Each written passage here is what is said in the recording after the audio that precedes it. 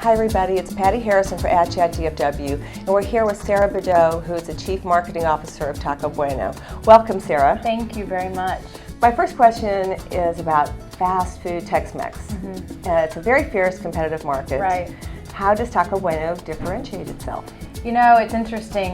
Consumers' expectations have changed a lot over the last 15 years. We've been around for 50 years, but we've done the same thing we did when we opened our doors in 1967. Things are fresh.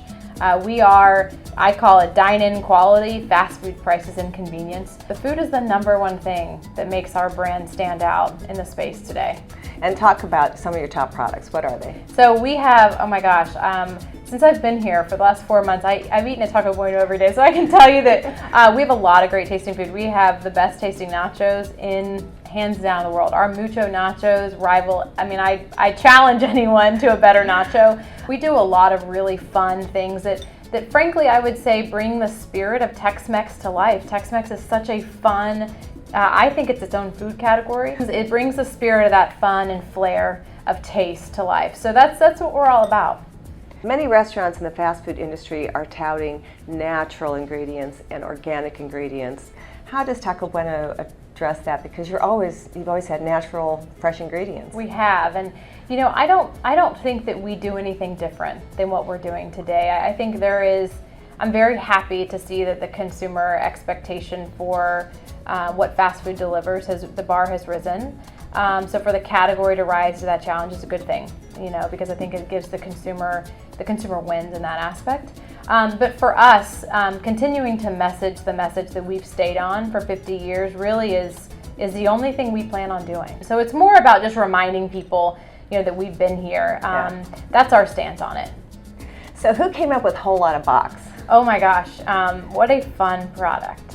I would tell you the consumers did. And so the Whole Lotta Box was engineered to give families or group occasions, or groups I should say, the ability to order a meal and feed a group of people. But again, it's very quick and it's convenient, and it's something no one in QSR right now is doing.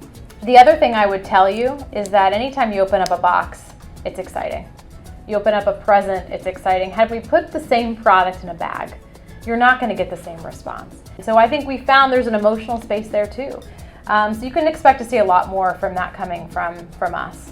So I know that you use local agencies and marketing partners. What are the advantages of that? I think it's so important, number one, to be able to be close with your partners geographically.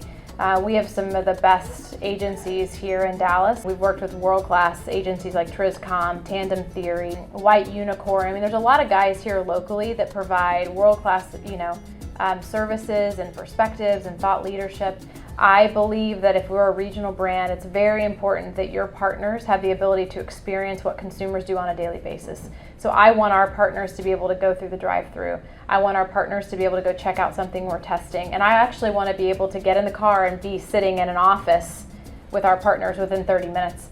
So I have to ask you, when Mike Roper, your CEO, was featured on Undercover Boss, did that bring a greater awareness to Taco Bueno? It's exactly why he did it.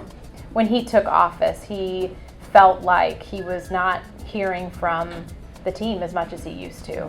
If you've met Mike, I think he coined it in Undercover Boss, he manages by walking around, because that's how he always built strategies and built kind of tactical plans forward. And so by going on Undercover Boss, he got previewed to, I think, a set of challenges that the business needed to address. Which is exactly what he did, and that's exactly what we're working on right now. So it was eye-opening for him, but it was also very illuminating for us, especially being a small brand that has such history. Making sure you're addressing those frontline concerns is the number one priority on our list.